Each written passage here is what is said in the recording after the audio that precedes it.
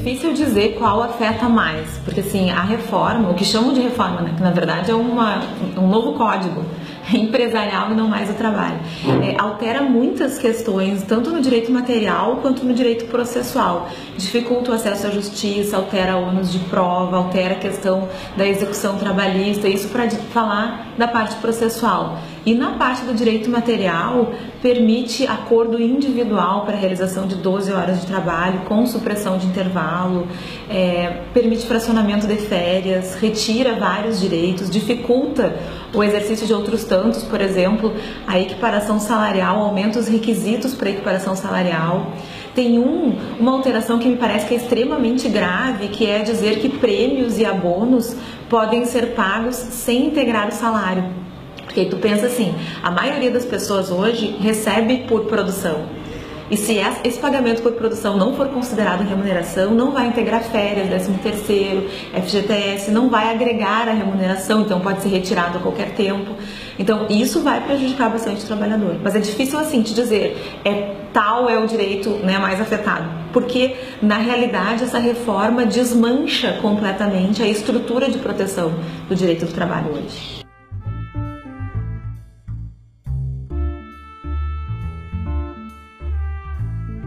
Eu acho que esse é um raciocínio que é muito fácil de ser feito, inclusive, pelo trabalhador, porque veja só, a reforma admite a possibilidade de jornada de 12 horas, admite banco de horas com realização de horas extras para além do banco de horas, admite supressão de intervalo, admite fracionamento de férias. Então, é só a gente pensar. Se a empresa vai poder tomar trabalho por 12 horas consecutivas sem intervalo, como isso vai aumentar o número de postos de trabalho? Não tem a menor possibilidade das alterações propostas para a CLT propiciarem aumento de vagas no mercado de trabalho. Porque se nós estivéssemos realmente preocupados em aumentar o número de empregos, teríamos que reduzir a jornada, que aliás é uma proposta que existe no Congresso Nacional, tramitando há anos, né, sem que a ela seja dado andamento, que é a redução da carga semanal para 40 horas. Bom, aí sim, porque se nós reduzirmos a carga horária, precisaríamos de mais empregados. Aumentando a carga horária não tem como gerar emprego.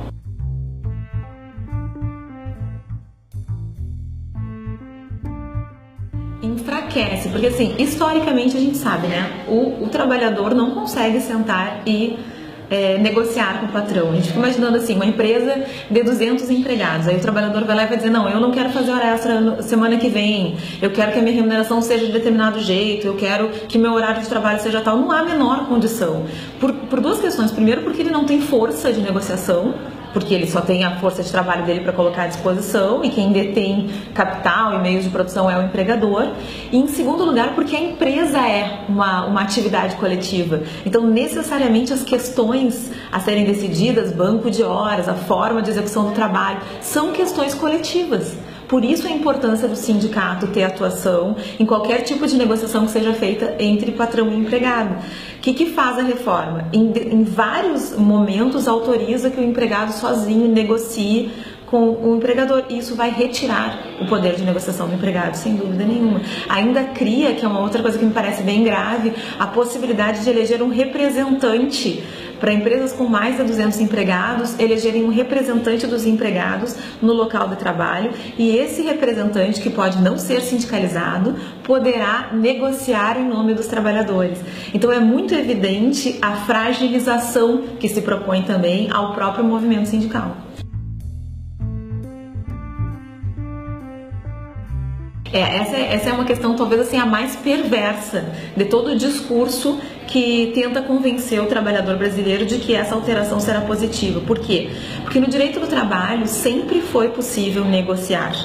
Então assim, o negociado sempre pôde prevalecer sobre o legislado com um limite, desde que a condição ali fixada fosse mais favorável que a lei. Ou seja, a lei é o parâmetro mínimo.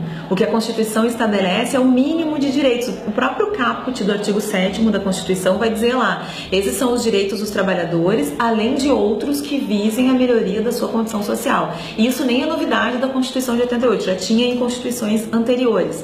Então assim, sempre foi possível negociar com o sindicato, sempre para que condições mais favoráveis fossem ajustadas. Qual é a diferença agora? O que se propõe, e isso também não é novidade, porque desde a década de 90 que se pretende, sem conseguir fazer essa alteração na legislação trabalhista, é que os sindicatos possam negociar condições menos favoráveis. Só que aí, veja só, a gente cria uma incoerência completa. É a realidade de um trabalhador que vai se reunir em sindicato, vai contribuir para a sua associação, para batalhar por melhoria das condições sociais, vai sentar para negociar com o patrão, para em vez de trabalhar 8, trabalhar 12 horas. Para em vez de ter intervalo de 1 hora, ter apenas meia hora de intervalo. Quer dizer, não faz nenhum sentido o que se propõe. E é evidente que se está jogando aqui com uma fragilidade, né, das próprias entidades sindicais.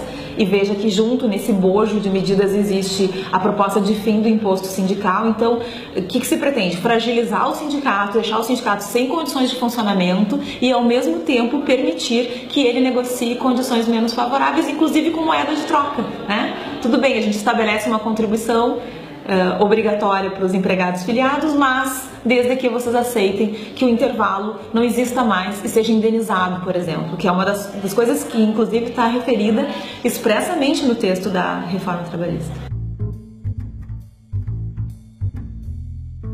Esse é o segundo aspecto da fragilização, sem dúvida nenhuma, porque a reforma vai incluir prescrição intercorrente no processo do trabalho, que é algo que a jurisprudência trabalhista rejeita de forma unânime. Está lá a previsão de inclusão, e vai estabelecer quitações. Vai dizer, por exemplo, o empregado que aderir a um plano de demissão voluntária no âmbito da empresa poderá, com isso, outorgar quitação do contrato. É difícil de explicar de uma maneira mais simples o que isso significa, mas assim, resumindo, significa dizer, se o empregado assina aquele documento, ele não vai poder ir até a Justiça do Trabalho e reclamar nenhum direito. Além disso, outra introdução de alteração no 477 vai dispor que a cada ano o empregado, perante o sindicato, lá no âmbito da empresa, poderá quitar os seus direitos. Ou seja, acabou o primeiro ano de trabalho, ele é chamado lá pelo empregador e vai dizer, não, tá tudo pago esse ano, tá tudo certo. Veja, ele está dentro de um vínculo de emprego, sem garantia nenhuma contra a despedida. Qual autonomia ele terá para dizer realmente se os direitos dele estão sendo respeitados ou não? Mas a previsão nessa alteração que se propõe ao 477 é que ele, assinando esse documento, dizendo, eu estou dando quitação do que me foi pago até agora, estaria impedido de discutir todos os direitos relativos a esse ano de trabalho na Justiça do Trabalho. Então, assim, são várias alterações que dificultam e impedem o acesso à Justiça do Trabalho.